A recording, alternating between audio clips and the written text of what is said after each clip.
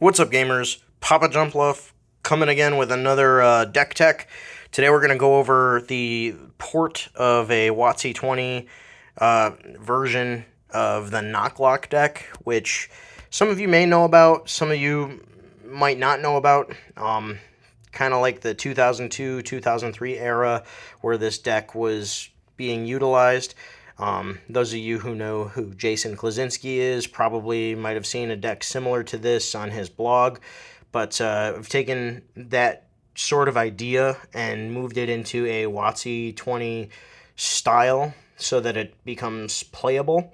And then also I've kind of put my own little spin on it with the trainers as far as like what ones I like to run for WotC-20. So without further ado, here's the deck list. Starting out with 4 Cleffa, nothing new here. We've got the best opener for WotC-20. So now that that's out of the way, we've got our Dark Feraligatr lineup, starting with 4 of this Totodile. I like this one only because like Water Gun is applicable with 1 or more energy on it. So if you're stuck on Totodile, it's not the worst. They all have the same weakness. The retreat cost is, I mean, it just goes up by 1 for each evolutionary stage.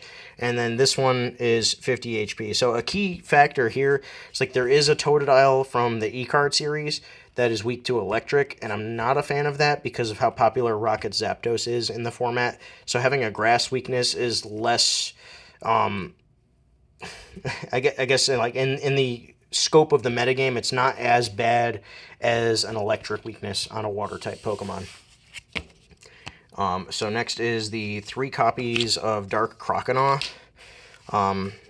Pretty good HP for a dark Pokemon. Obviously, we're not going in without a Team Rocket's hideout. So like this, it says 60 HP, but it's going to be 80 HP as often as possible. So we've got the same weakness as before, and the retreat cost went up by 1. This Clamping Jaw actually isn't terrible. It's 20 damage, which is, it's okay. But the defending Pokemon can't retreat during the next turn. And if they try to attack, your opponent has to flip a coin, and if tails, the attack does nothing. So that's pretty good as like a stall tactic, because not only like they can't retreat their active Pokemon to something that might be able to hit you for weakness, or something that might be able to hit you for just enough damage without weakness. So like you're forcing their active Pokemon to stay active and then get you to that point where you can evolve into Dark Feraligatr.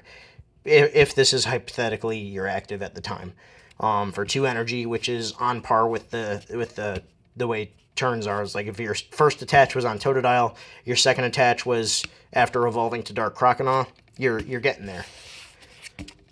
Next we have 3 copies of Neo Destiny Dark Feraligatr.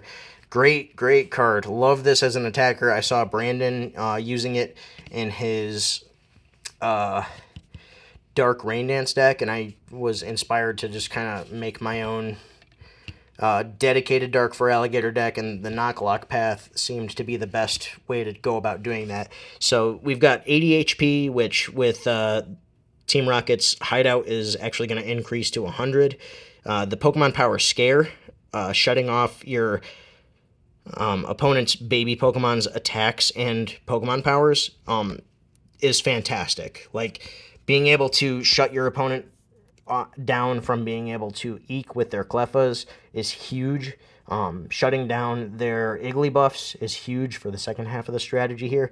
We'll go over that in a second, but Crushing Blow is really backbreaking for an attack. You've got 3 water pips, and that's for 50 damage, which is already pretty good. And then you've got, if the defending Pokemon has any energy cards attached to it, you flip a coin, and if heads, you choose one of those energies and you discard it. So like it's big. It's a chance at energy removal on a stick, on a big body, dealing really good damage. It's able to keep your opponent off of their big attack sometimes.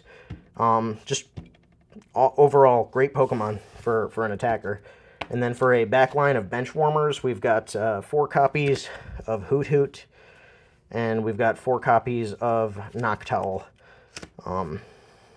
Noctowl being able to use Glaring Gaze So on a coin flip or a die roll, if it rolls in your favor, you are able to look at your opponent's hand, and you are able to take a trainer out of their hand and shuffle it into their deck, thereby keeping them off of cards that would be harmful to your strategy, such as energy removal, such as Gust of Wind. You just get to put them away. If you fill your bench with Noctowl, you get 4 shots. Obviously, real NocLock lists from retro formats that are more widely played have fewer Noctowls, but we have to make up for the lack of trainer access here, so that we can't go over 20 trainers. So I figured the best way to mitigate the loss of trainers is to continue consistently cut off my opponent's access to trainers, because trainers are at a premium in this format. So Noctowl is very good at getting you there, and also it has no retreat cost. Anyway, we're moving on to the trainers here, starting with the supporters. I've got 2 copies of Pokemon Fan Club. You want to be able to get to the correct Pokemon as fast as possible, and Pokemon Fan Club is a great early game way to do that.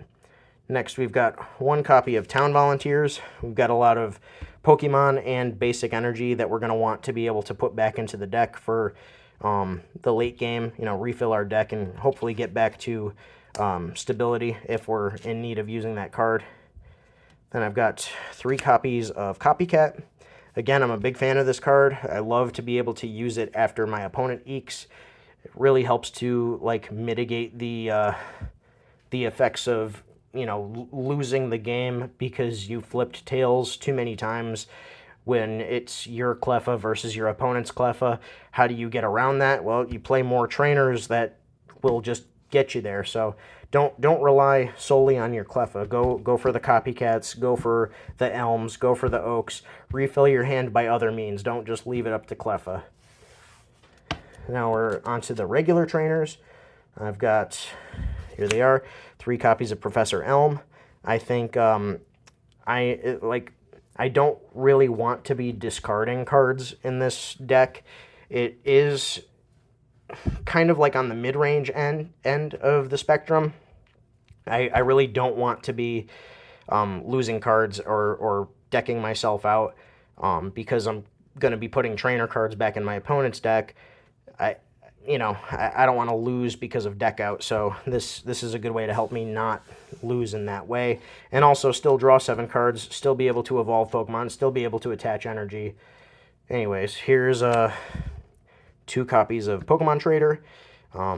You're a stage 2 deck. You need to be able to get the correct Pokemon into your hand, sometimes trading off another Pokemon from your hand to get you there. And then here is 2 copies of Goldberry. Great healing item, especially for dark Pokemon. I mean, it's great for any Pokemon. It's just that dark Pokemon really need all the help they can get. So, with their inherently low HP and requiring a stadium to be in play just to have a normal amount of stage 2 HP. So, you want to invest a Goldberry into your Dark Feraligator's HP amount.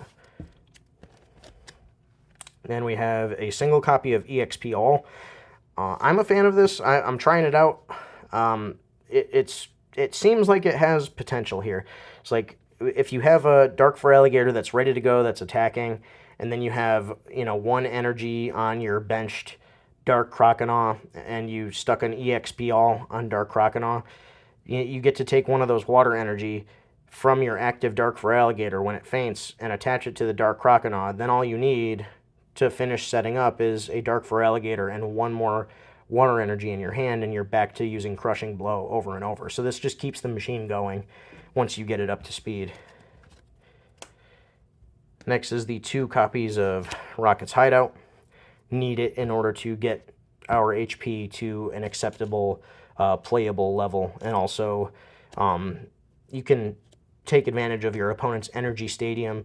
Flip a coin, get your water energy back, and then play this, get your opponent's energy stadium out of there. Chances are if your opponent's playing a stadium, it is better for them than it is for you, so taking stadiums off the table with your own is still just a really valid play.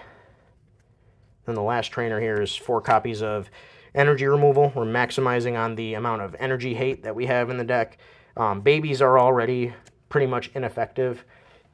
Yes, you will have to flip a coin if you're going to attack their Cleffa. It's just the nature of the beast. There's no gust of wind in here. I just think it's a price that you have to pay.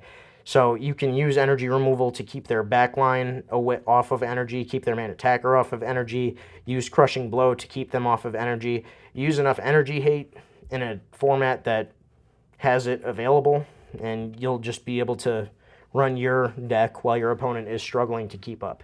So great tempo card. Really fits the theme of the deck. And I've got 14 water energy.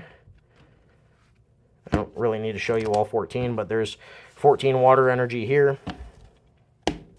I have 2 copies of darkness energy, and the reason for that is you always want to be able to knock out your opponent's active with 2 uses of Crushing Blow. So the darkness energy gets you there if you need, like if they're on a Pokemon that has 120 HP, you can get there with the darkness energy. It's pretty much a free attach for Dark Feraligatr. Next is 2 copies of Warp Energy. Just again, you have so many Pokemon with no retreat cost on your backline with the Noctowls, with the Cleffas that you run. So you can use a Warp Energy to get a damaged Dark Feraligatr out of the active slot to give it a chance to recoup. You could use a Warp Energy to get rid of a status condition. Use a Warp Energy. They're just all around great energy to have in your deck. At least 2 I recommend for every deck that you're going to try and run. But anyway, that's it for the Dark Feraligatr NocLock deck profile. Hoping to be playing it this weekend. So, bring your favorite grass deck and knock me out of the tournament. Let's go. Anyway, see you next time.